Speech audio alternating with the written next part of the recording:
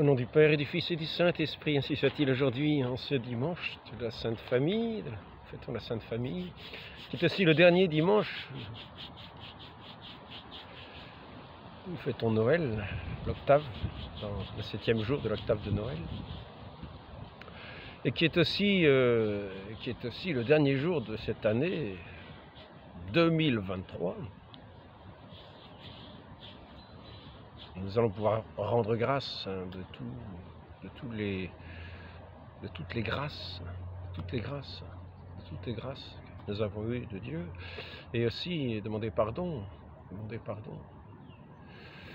de tous les péchés que nous avons pu commettre devant notre Dieu.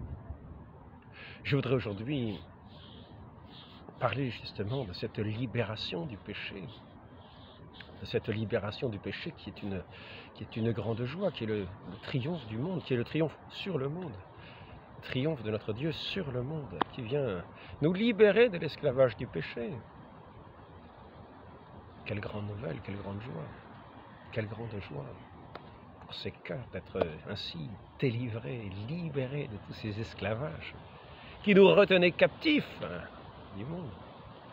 Notre Seigneur dit à ses apôtres: recevez l'Esprit Saint. Recevez l'Esprit Saint. Ceux qui vous remettraient les péchés, ils leur seront remis. Ceux à qui vous les maintiendrez, ils seront maintenus. Ceux qui seront déliés des péchés, eh bien leurs péchés seront évanouis. Les liens de ces péchés seront évanouis. On sera fini.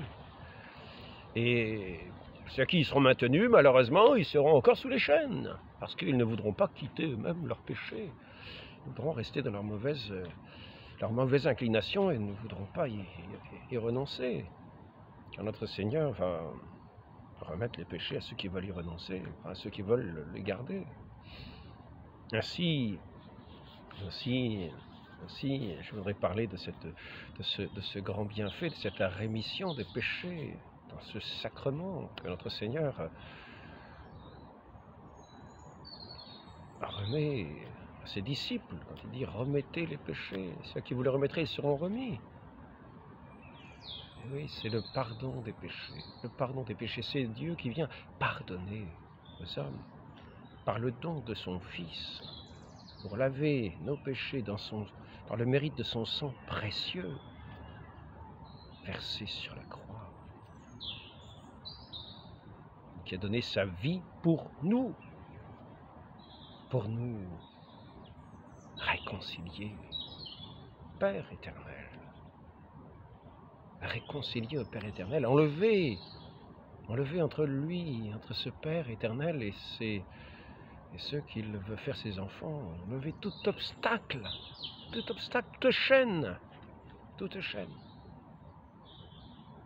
Le début de notre salut, c'est dans cette promesse déjà, après la chute originelle. Le début de notre salut, déjà dans la promesse du salut. Cette promesse de ce salut annoncé, de cette descendance qui écraserait sous ses pieds la tête du serpent, c'est-à-dire celui par lequel nous tombons dans le péché, c'est-à-dire celui qui nous fait le séducteur, qui nous séduit, qui nous détourne de Dieu.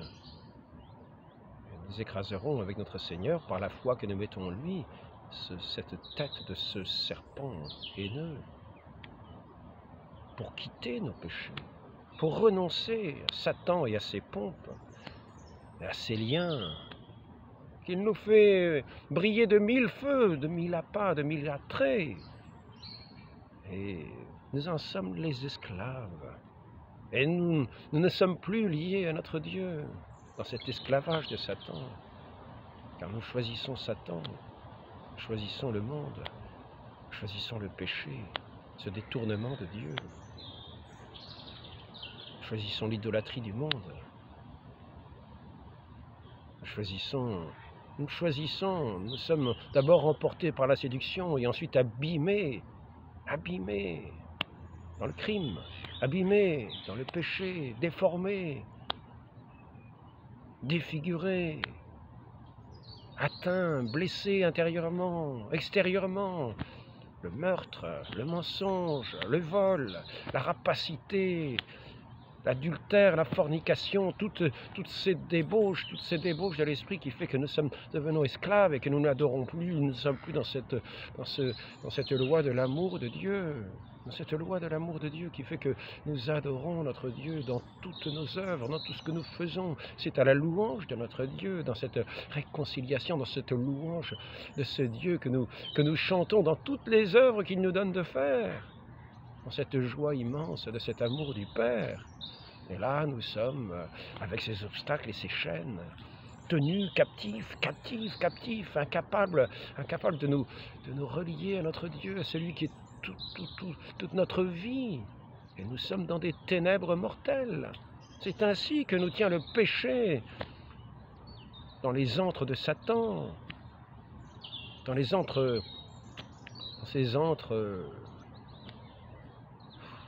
ténébreuses, dans ces antres obscurs, dans ces antres de tristesse, de désespoir, de mort, de remords.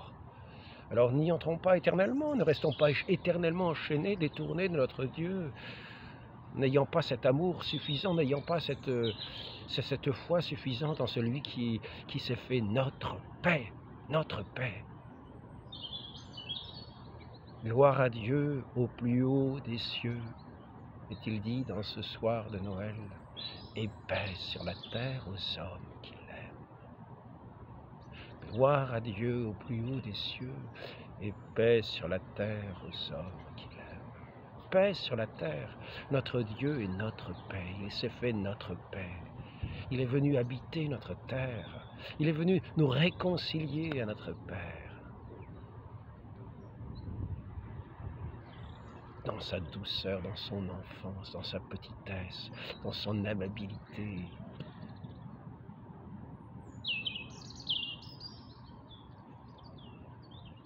Lui qui en s'incarnant, qui en devenant homme, en devenant petit enfant, était déjà cet agneau de Dieu. Cet agneau de Dieu qui venait enlever les péchés du monde et qui allait donner à ses apôtres ce pouvoir de délier les hommes de leurs péchés.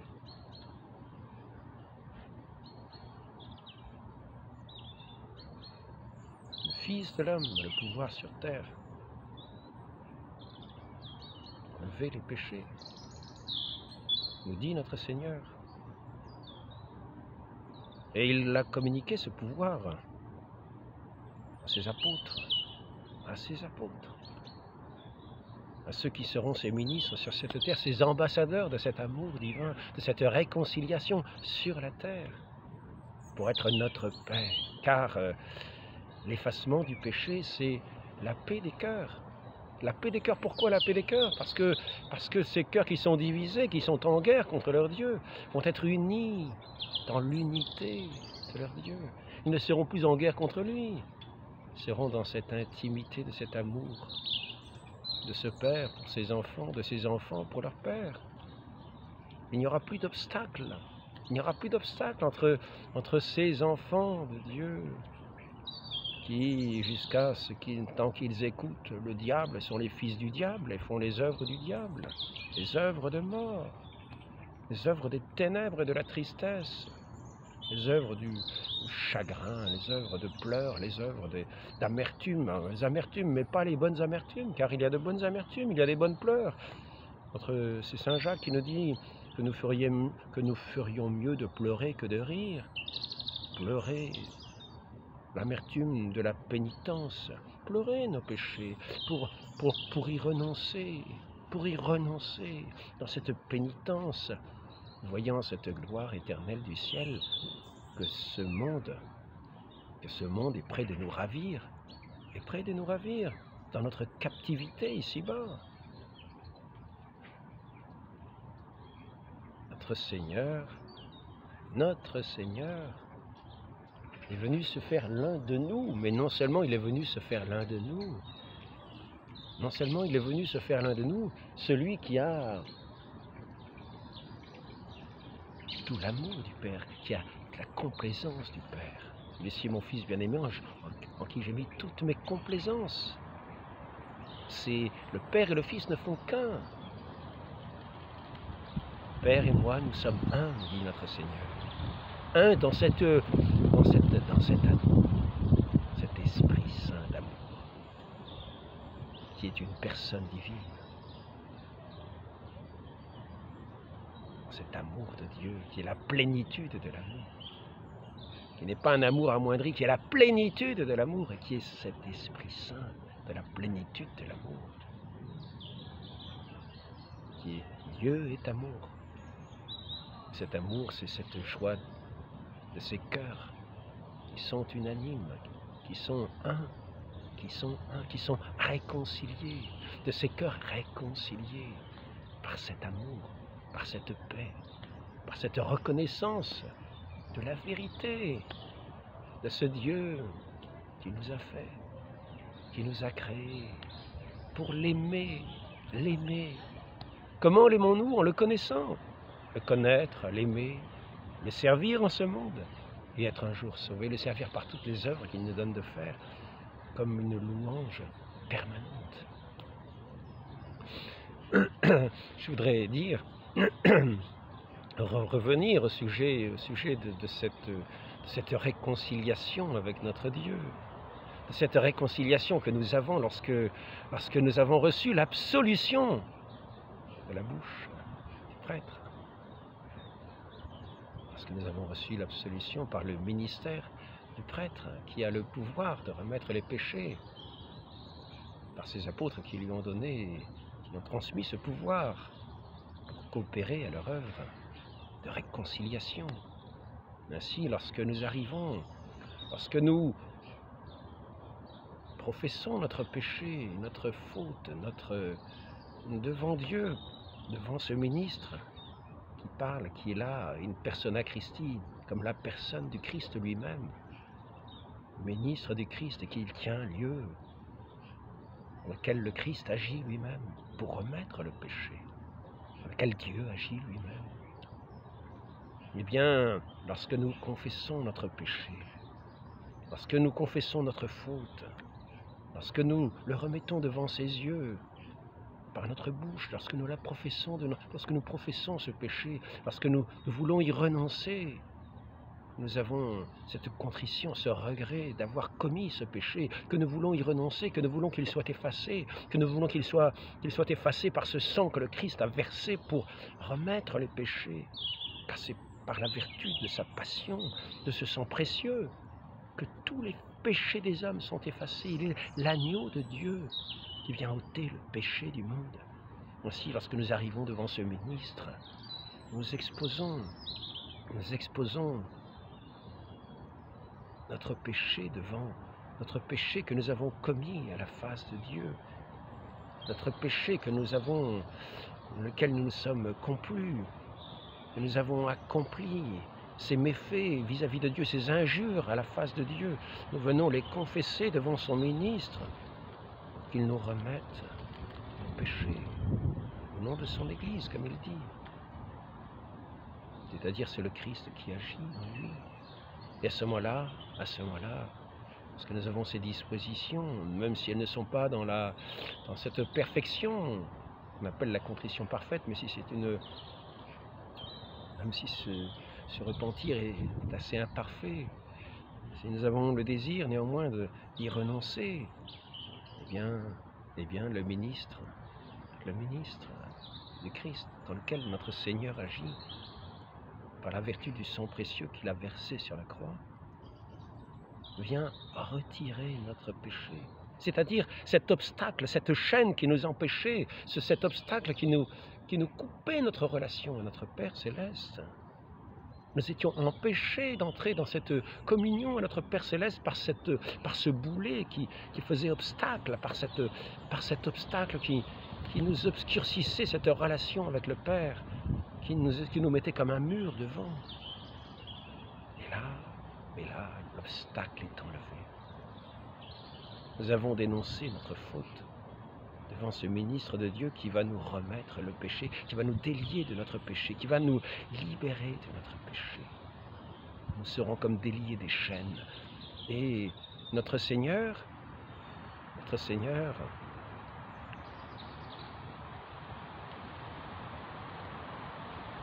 en même temps que nous confessons notre péché, nous confessons aussi notre désir de vivre selon notre Seigneur, d'accueillir sa parole, de vivre, de recevoir sa parole, de l'accueillir, de lui dire oui, pour vivre selon sa parole. Lorsque nous recevons notre Seigneur dans la communion, nous recevons le Fils du Père éternel dans cette sainte communion, dans laquelle il n'est pas entaché par cette double entente, celle du monde et celle du Christ, qui est une injure à Dieu. Nous avons renoncé au péché pour recevoir notre Dieu dans la pureté du cœur, dans la communion. Et ainsi notre Dieu, notre Seigneur Jésus-Christ, venant en nous, lui qui se donne dans la sainte hostie que nous recevons des mains du prêtre à la messe, notre pain vivant, le Fils du Père est venu en nous, celui que le Père, c'est celui en qui le Père se complaît, dans lequel il a mis toutes ses complaisances, est en nous, au plus profond de notre cœur, au plus profond de notre être.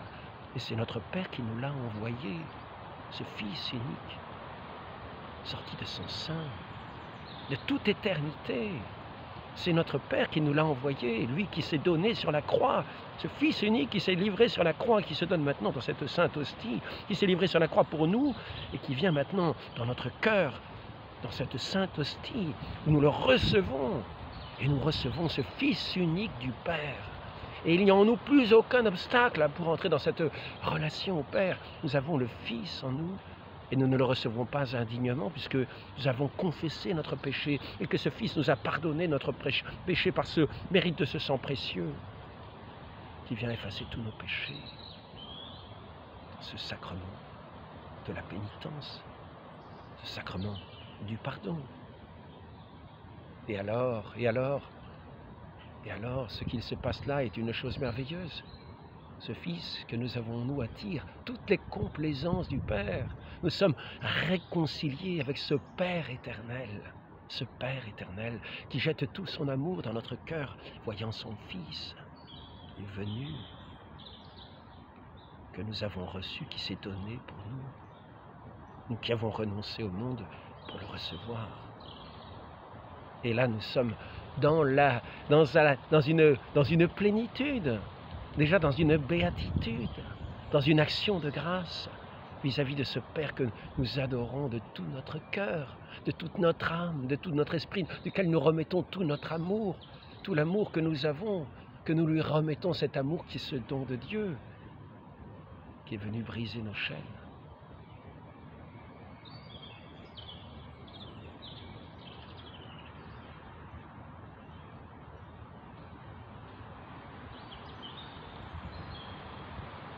Ainsi considérons bien la beauté de ce pardon de notre Dieu qui vient nous libérer des entraves et nous réconcilier avec notre Père éternel, le Créateur de toutes choses,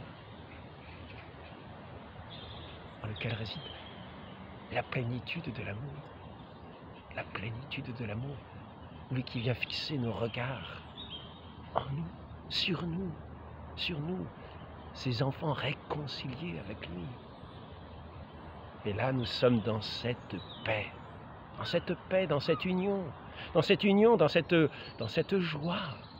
joie à la fois sereine, peut-être plus exubérante, mais qui peut être aussi cette joie sereine du fond des cœurs, qui est comme la vie, qui est comme cette source calme, mais qui abreuve, cette source vivifiante, même si elle est discrète, cette source vive qui donne l'être et la vie, qui nous donne l'être et la vie, qui nous anime, qui fait battre notre cœur à ce rythme du cœur de Dieu et qui va pour nous réconcilier dans cette joie pour nous qui avons vaincu le monde, proposer cette paix au monde, de ceux qui sont prêts à le recevoir, cette paix au monde. Notre Seigneur nous dit, quand vous entrez dans une maison, dites paix à cette maison, et ceux qui reçoivent votre paix, que votre paix aille reposer sur eux. Si ils ne reçoivent pas votre paix, allez ailleurs.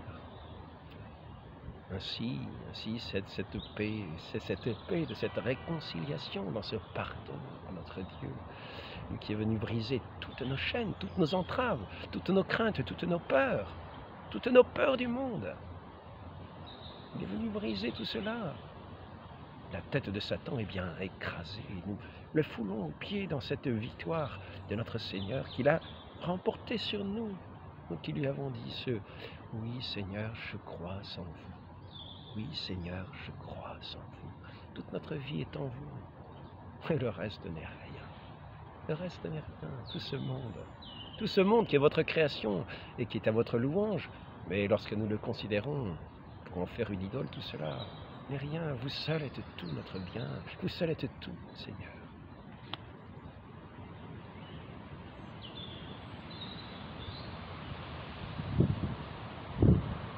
Ainsi, c'est dans cette réconciliation, nulle hypocrisie. Et lorsque nous sommes en présence de frères établis dans cette paix, nulle hypocrisie. Ce n'est pas un sourire des lèvres, c'est un sourire du cœur, une joie du cœur partagée avec Dieu, son Père, dans la communion du Fils, dans le Saint-Esprit de Dieu, ce Saint-Esprit d'amour qui habite en nous, qui vient rayonner dans toute notre vie, rayonner tel un soleil dans toute notre vie, et faire notre joie dans cette paix de Dieu, dans cette concorde des cœurs, dans cette concorde des âmes et des cœurs. Et cela,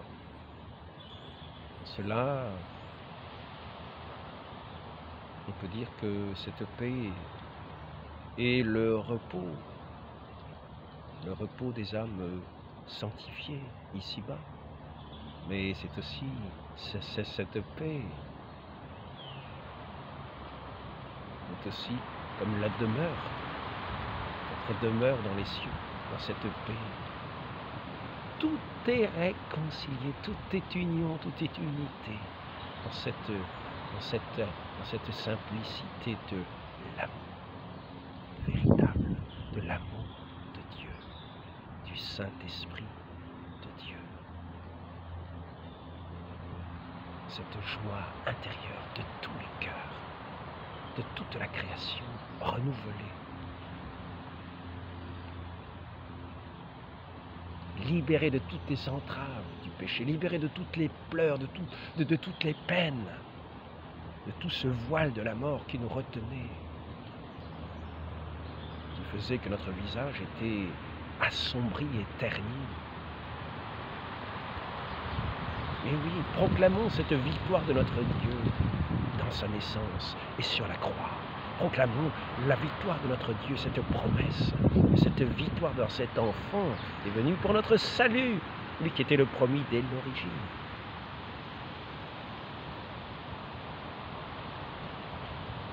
Notre Sainte Vierge Marie était dans cette paix intérieure.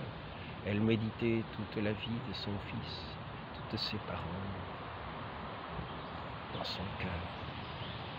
Elle est repassée dans cette paix intérieure, dans cette joie intérieure, dans cette union des cœurs, dans cette union de son Dieu, dans cette candeur, dans cette blancheur, dans cette pureté, dans cette blancheur immaculée. Elle qui est Notre-Dame du Mont Carmel, c'est-à-dire de ce mont qui quelquefois recevait ses neiges, qui était dans cette blancheur immaculée,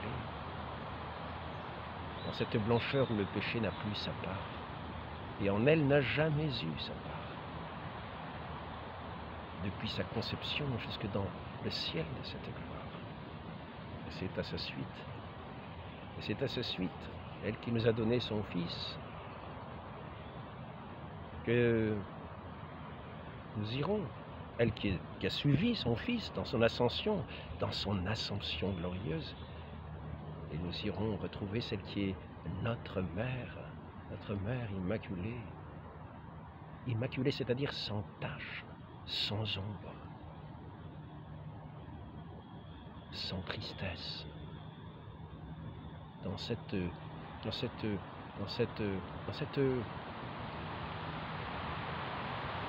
éternité de bonheur, dans cette éternité de bonheur, il nous est destiné, nous qui, par cette victoire du Christ, est venu briser nos chaînes, qui est venu mettre le monde sous nos pieds, nous conduit dans cette gloire éternelle. Malgré toutes les avanies qu'il peut y avoir, tous les ennemis que nous pourrons rencontrer, mais nous sommes ici les grands vainqueurs, car ce pardon que Dieu nous donne,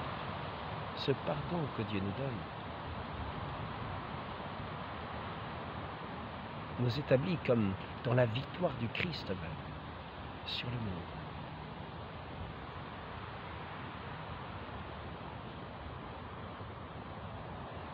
Tenons avec nous dans toute notre vie, poursuivons dans toute notre vie par cette grâce de Dieu.